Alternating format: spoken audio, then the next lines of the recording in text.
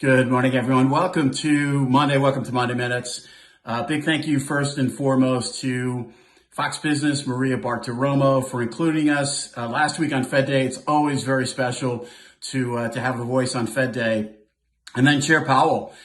We didn't really learn much new by design. No forward guidance at this stage in the cycle makes sense. The balance of risks with regard to further rate hikes versus a pause, not a pivot, coming into play.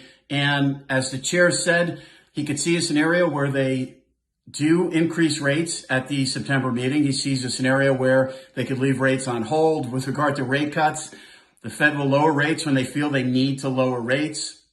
With regard to financial conditions, sometimes dislocated and out of touch with Fed policy. Perhaps we can make that argument right now, but ultimately coming back into line. Still a long journey. The Fed has inflation coming back down to target in 2025. Certainly no mention of changing the Fed's target from 2%. That's something, we've written extensively about. We don't think the Fed is inclined to change their target here as they've missed the inflationary pressures over the last year to 2 years.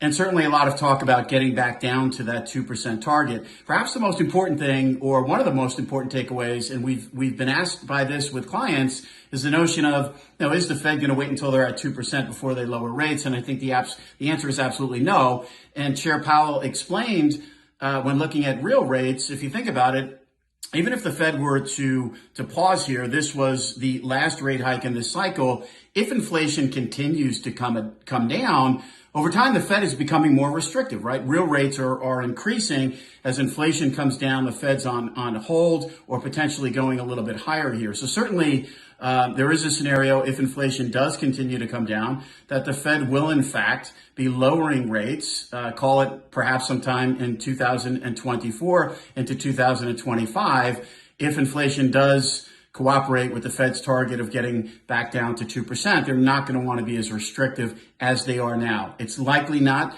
2023's business. Financial conditions, extremely loose. We've talked about that. The new Fed put, the 13-3 program that was put in place in March, which alleviated a lot of the stress and conditions coming out of the regional bank issues. Certainly, if you look at financial conditions across the board, whether it's the dollar weakening, credit spreads, high yield, and investment grade, both performing extremely well. We see what's going on in equities right now. And real rates, if anything, have been range bound, which markets have liked. So it's a good pocket of time. If you look at spreads are tight here, really across the board. They've tightened. All-in rates, though, are still attractive as we had that alleviation in rates from the March lows, second quarter of 2023. 2-year yields, 10-year yields backing up, 10-year yields now backing up and flirting again with that 4% level. So if you look at IG, if you look at high yield, certainly rate levels still look attractive here relative to where we've been over the last couple of decades. Bank of Japan, obviously now looking at that band, that yield curve control band, is not a hardcore number. So we would expect over time here that 10-year JGBs probably flirt with that 1% level. But we'll see. Short term, we haven't quite gotten there, but we would expect that curve to steepen out here over time as that market loosens up. On the ground this week, very busy week in terms of data. Certainly Chair Powell has said, watch the data. We're watching the data closely. With regard to the data, we still think it's inflation over employment. So what do we mean by that?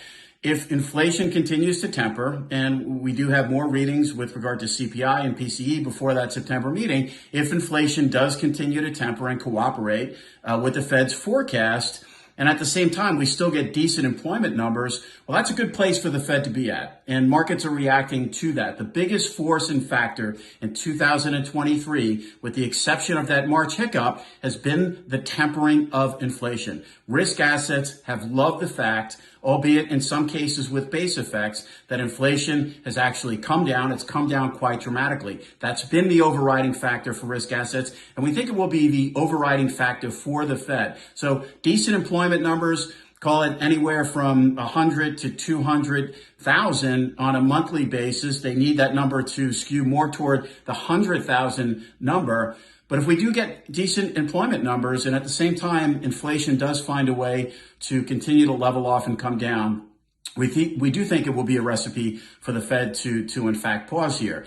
Having said that, we think we're in a dynamic inflationary environment. If you look at commodity prices very quietly, if you look at oil, if you look at some of the geopolitical dynamics, the potential for supply side shocks with this global economy still persists. And although inflation has come down, the Fed's not going to be fooled by base effects. We do expect Chair Powell and the committee to still remain cautious with regards to inflation. It doesn't mean they're going to go up, up, and up, but it does mean at a minimal, higher for longer. And if the Fed does pause here, not pivot, that the Fed will try and keep rates at this restrictive level now for as long as they see fit, depending on the pathway inflation. But we do expect that inflation pathway, given the gains that we've seen in 2023, to be somewhat choppy and volatile going forward as we head into the later months of 2023 into 2024. On the ground this week, quarterly refunding, the marginal buyer in the U.S. Treasury market still front and center, with the Fed now still running off their balance sheet. That buyer is gone.